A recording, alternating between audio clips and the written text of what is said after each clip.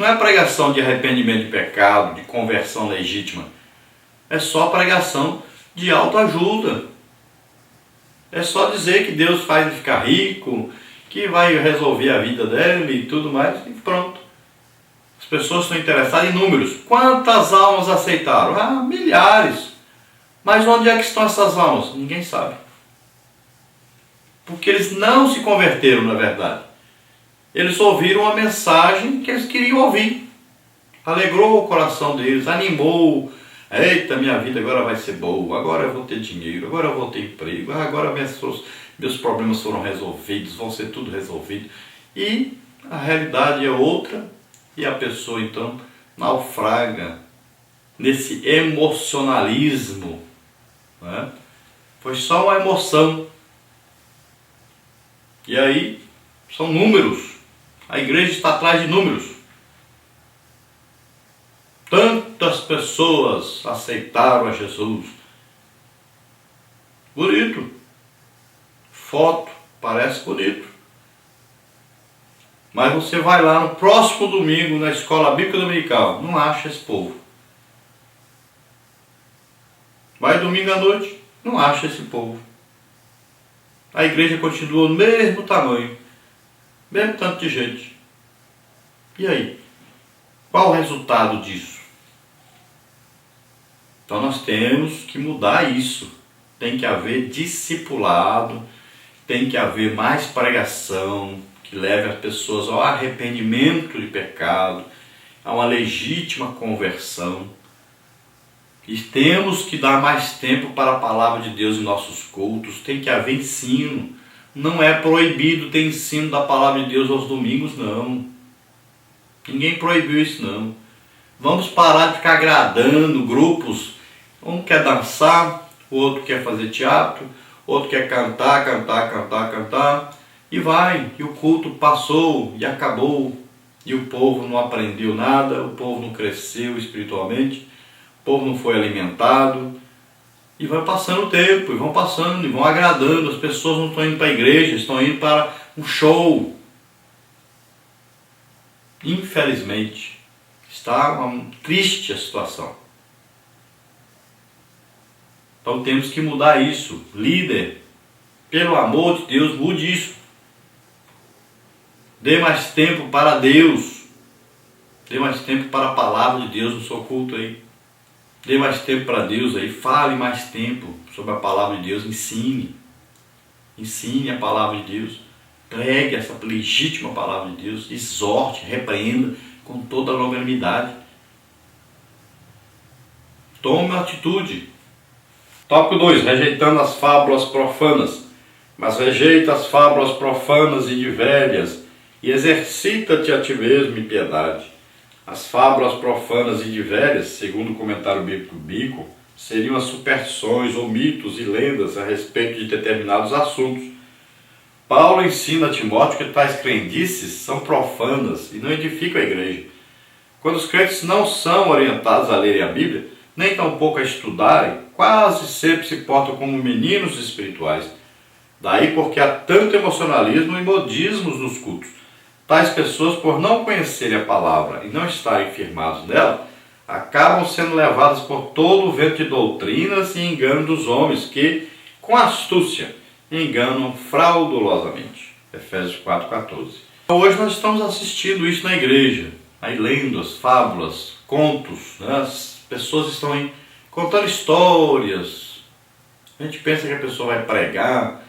Não, está lá apenas para incentivar as pessoas, agradar as pessoas, alegrar as pessoas e tal. E vai levando as pessoas assim para esse rumo. Tudo é festa, tudo é alegria, tudo é oba-oba. E nós vamos vendo. Vai passando o tempo e cada vez mais as pessoas vão piorando. Cada vez as pessoas vão à igreja atrás de algum show, algum divertimento, para passar o tempo, para dizer que vão por religião apenas, mas não estão ali para adorar a Deus, para prestar um serviço a Deus.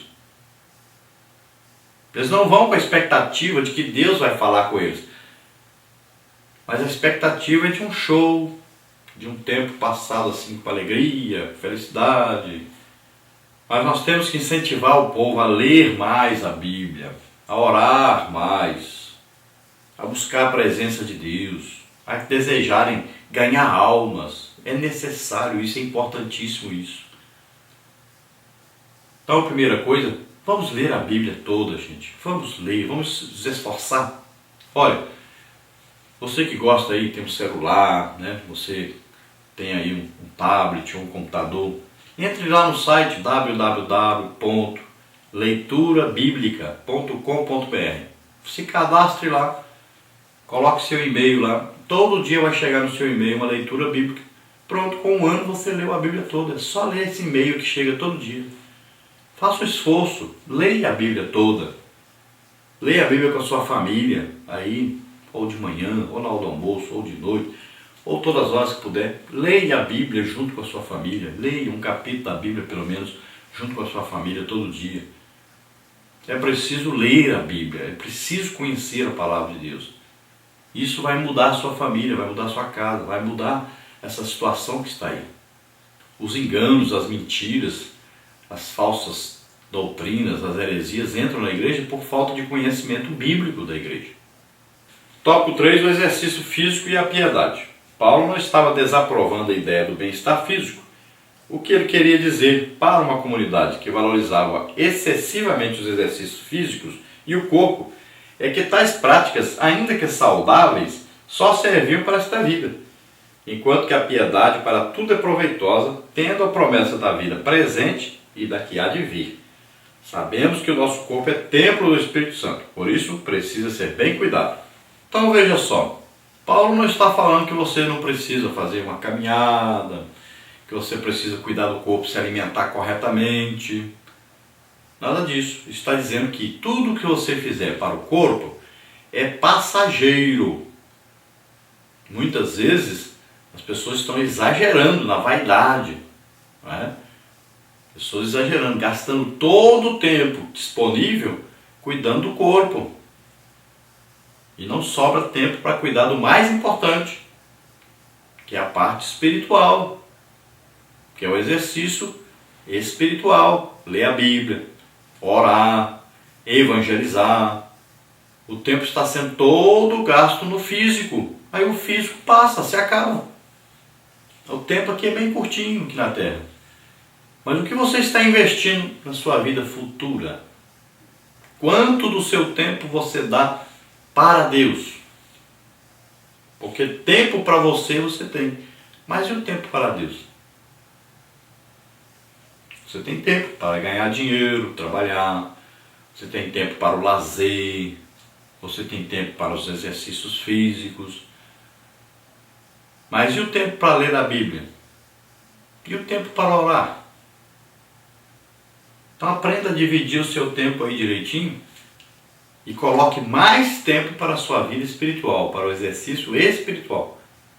E menos tempo para as coisas do corpo, para as coisas da terra, para as coisas que são menos importantes, que não são eternas. Faça isso. Então ali Paulo estava vivendo um contexto ali do domínio romano e dos jogos, né, gregos. Então naquela região a parte física era muito valorizada. Os homens tiravam as roupas, né, ficavam seminus, quando não ficavam nus, mostrando o seu porte físico, o seu porte atlético. Nós estamos vendo muito isso, né? Na igreja, muita gente hoje nós estamos vendo que estão se dedicando aí muito a esse embelezamento exterior. Muitas crentes fazendo operação plástica, muitos homens aí tomando até anabolizantes para ficar musculosos. Nós estamos vendo isso dentro da igreja. Então a supervalorização do estético, da parte física, né? E nós sabemos, por dentro está vazio. Não tem tempo para orar, não tem tempo para meditar na palavra de Deus, mas gastam todo o tempo na parte física, se dedicando a essa parte física. Parece que vão viver para sempre, e aqui na terra. Então invista mais no reino espiritual, nas coisas eternas, nas coisas superiores. Na parte 3 nós temos aí a diligência no ministério. Tópico 1, o ensino prescritivo. Tópico 2, o exemplo dos fiéis. Tópico 3, o cuidado que o ministro deve ter com o aprendizado. Tópico 1, então, o ensino prescritivo. Manda estas coisas e ensina-as. Era uma determinação de Paulo a Timóteo para que ele não fraquejasse na ministração da doutrina à igreja em Éfeso, visto que as heresias estavam se espalhando com certa facilidade. A exortação de Paulo é de grande valor para os dias atuais, em que, em muitas igrejas, há um desprezo pela palavra de Deus. Então, manda essas coisas e ensina-as. É a ordem de Paulo para Timóteo. Timóteo deveria, então, detectar os erros, corrigi-los, combatê-los, usando sempre o quê? A palavra de Deus e o poder de Deus. Por isso que Paulo diz, desperta o dom que há em ti. Porque precisa do poder de Deus em operação também. Não é só falar. As pessoas precisam ver que aquele que está ensinando, está combatendo o pecado, as heresias, ele tem a confirmação de Deus, tem o poder de Deus em sua vida. Para as pessoas respeitarem, para as pessoas saberem que essa pessoa é de Deus. Então esses sinais, prodígios, maravilhas que Deus confirma no ministério da pessoa, vai fazer com que a autoridade de Deus seja vista, seja respeitada.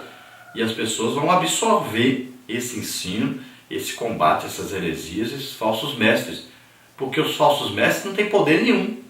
O poder deles só é na língua. Falam. Só isso. Pode ver. As heresias entram através desses falsos mestres. As falsas doutrinas vão entrando através dos falsos mestres que não têm poder nenhum. É só falar.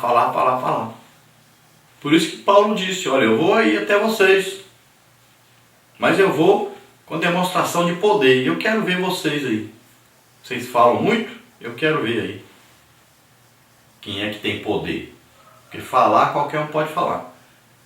Agora, quem tem confirmação de Deus, quem tem autoridade de Deus, é diferente. Então, Paulo sempre dizia, eu não fui a vocês com sublimidade de palavras persuasivas, palavras bonitas, mas eu fui com demonstração de poder, de autoridade de Deus, para que vocês não se apoiassem aí em palavras, apenas em palavras, mas na presença poderosa de Deus, na presença legítima de Deus, que vocês se apoiassem em Deus. Tópico 2, o exemplo dos fiéis. Timóteo era um jovem pastor com cerca de 30 a 35 anos e fora enviado para doutrinar uma igreja onde já havia anciãos ou presbíteros com mais idade. Por isso Paulo exorta a ser o exemplo em tudo. O pastor, não importa a idade que tenha, precisa ter consciência de que será sempre um exemplo para o seu rebanho. Por isso, precisa ter cuidado com o seu modo de falar, agir e até de se vestir. Então ali naquela igreja haviam ali presbíteros, anciãos, pessoas mais velhas que poderiam então combater o Timóteo dizendo, você é muito mais novo que nós, tem muito menos experiência do que nós. Como é que você vem ensinar a nós? O apóstolo Paulo adverte Timóteo para não aceitar esse tipo de comentário, para não aceitar esse tipo de afronta. Então se ele, ensinando a palavra de Deus, na unção e no poder do Espírito Santo, com sinais, prodígios, maravilhas, confirmando essa palavra, fosse ali confrontado por essas pessoas, ele usaria a mesma tática do apóstolo Paulo. Se vocês falam, então, cadê a confirmação de Deus dos que vocês estão falando?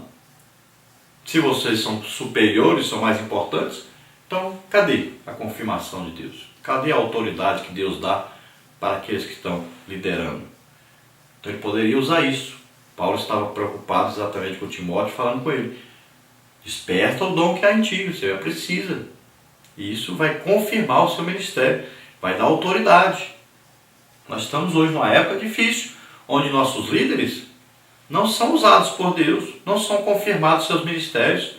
Parece que eles acham que confirmar ministério é ter dinheiro, ter fazenda, ter carro novo. E isso não é confirmação de ministério. Biblicamente não existe isso. Deus confirma o ministério com sinais, prodígios e maravilhas. Líder é aquele que anda na frente do povo. E Deus usa ele em milagres, em vários sinais, prodígios e maravilhas. É assim que a igreja que iniciou. Pode olhar na Bíblia.